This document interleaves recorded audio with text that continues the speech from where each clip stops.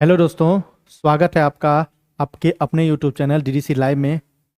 आज हम संविधान के एक महत्वपूर्ण टॉपिक के बारे में चर्चा करेंगे जिसे कहते हैं स्थानीय स्वशासन। सबसे पहले समझने की कोशिश करते हैं कि स्थानीय स्वशासन होता क्या है। स्थानीय स्वशासन का तात्पर्य होता है कि निचले स्तर पर भी शासन की व्यवस्था हो। जो परीक्षा के दृष्टिकोण से बात की जाएगी तो स्थानीय स्वशासन से जो सबसे पहला प्रश्न बनता है कि स्थानीय स्वशासन का जनक किसे माना जाता है। तो स्थानीय स्वशासन का जनक माना जाता है लॉर्ड रिपन को। भारत के गवर्नर लॉर्ड रिपन को स्थानीय स्वशासन का क्या माना जाता है? जनक माना जाता है। उन्होंने सबसे पहले बार निचली स्तर पर शासन की व्यवस्था की बात कही थी। और स्थानीय स्वशासन को दो रूपों में बांटा गया है, ग्रामीण स्वशासन और शहरी स्वशासन। और जब भारत का संविधान बनकर तैयार हुआ था, मूल संविधान, उस मूल संविधान में स्थानीय स्वशासन का कोई भी कॉन्सेप्ट नहीं था। लेकिन आगे चलकर भारत के संविधान में संशोधन किया गया और उस संशोधन के माध्यम से संविधान में दो बातें लाई गई, एक ग्रामीण स्वशासन और एक शहरी स्वशासन। सबसे पहली बात करते हैं कि ग्रामीण स्वशासन और शहरी स्वशासन का जो अवधारणा है वो कैसी है, तो त्रिस्तरीय अवधारणा है। कैसी अवधारणा है? त्रिस्तरीय अवधारणा है। तीन स्तर पर शासन की क्या की गई है? व्यवस्था की गई है। कहां पे? शहरी स्वशासन में भी और ग्रामीण स्वशासन में भी। यदि बात की जाएगी तो बलवंत राय मेहता समिति की अनुशंसा पर, बलवंत राय मेहता समिति की अनुशंसा पर भारतीय संविधान में एक नया कॉन्सेप्ट लाया गया ग्रामीण स्वशासन का और तीन स्तर पर शासन की व्यवस्था का। और ये तीन स्तर पर शासन की व्यवस्था कैसे की गई? ग्रामीण स्तर पर जो बात की गई, सबसे निचली स्तर पर शासन ग्राम स्तर, ब्लॉक स्तर और जिला स्तर।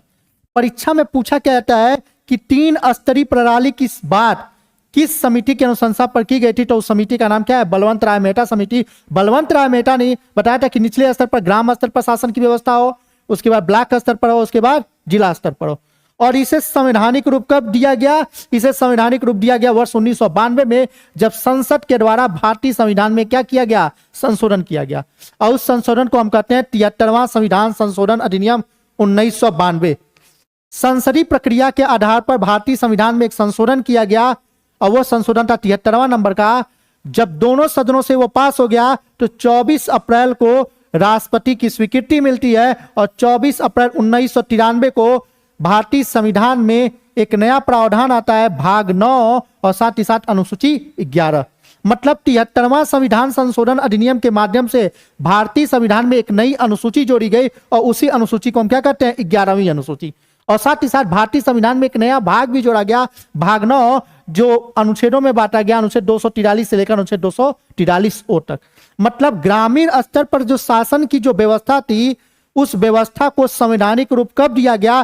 तो उसे संवैधानिक रूप दिया गया 73वां संविधान संशोधन अधिनियम 1992 के माध्यम से। और 24 अप्रैल 1993 को वो पूरे भारत में क्या हो गया? प्रवर्तन में आया। इसीलिए 24 अप्रैल को एक दिवस के रूप में मनाया जाता है जिसे हम कहते हैं राष्ट्रीय पंचायती राज दिवस। यदि परीक्षा में पूछा जाएगा कि राष्ट्रीय पंचायती राज दिवस कब मनाया जाता है, तो राष्ट्रीय पंचायती राज दिवस मनाया जाता है 24 अप्रैल को। क्यों मनाया जाता है? क्योंकि 73वां संविधान संशोधन अधिनियम 1992 उसी दिन से क्या है? प्रवर्तन में है। और इस संशोधन के माध्यम से अनुसूची 11 जोड़ी गई, साथ ही साथ भाग 9 जोड़े गए और भागों को अनुच्छेदों में बांटा गया, अनुच्छेद 243 से लेकर अनुच्छेद 243 ओ तक।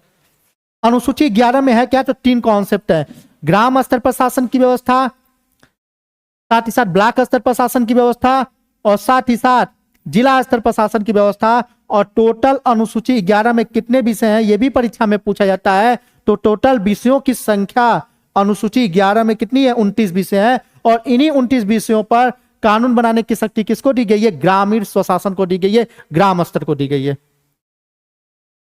अगला जो है वह है शहरी स्वशासन। शहरी स्वशासन में भी 3 स्तर की व्यवस्था है और यह भी किसकी अनुशंसा पर की गई थी?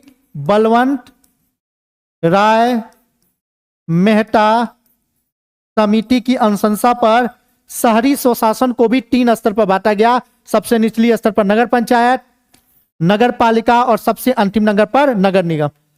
यदि बात की जाएगी शहरी स्वशासन में भी 3 स्तर की बात की गई है, नगर पंचायत, नगर पालिका और नगर निगम।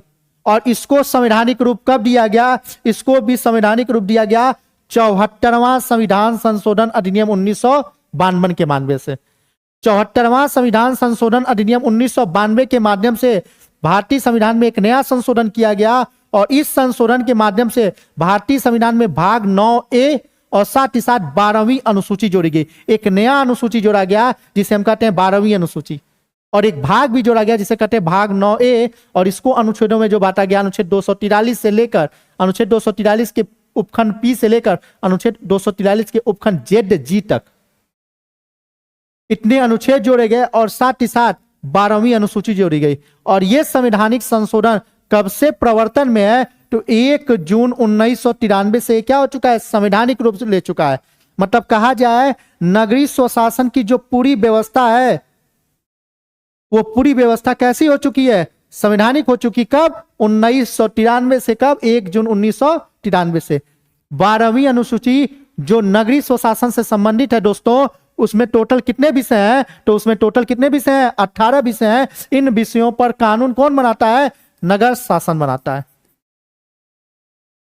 यह एक बहुत ही महत्वपूर्ण संविधान संशोधन है जो 73वां संविधान संशोधन अधिनियम 1992 जो 24 अप्रैल 1993 से क्या है? प्रवर्तन में है, और 74वां संविधान संशोधन 1992 जो 1 जून 1993 से क्या है? प्रवर्तन में है।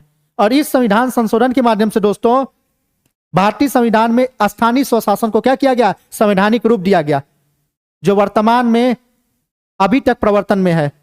ऐसी ही रोचक जानकारी के लिए हमारे चैनल को सब्सक्राइब भी करें। जय हिंद दोस्तों।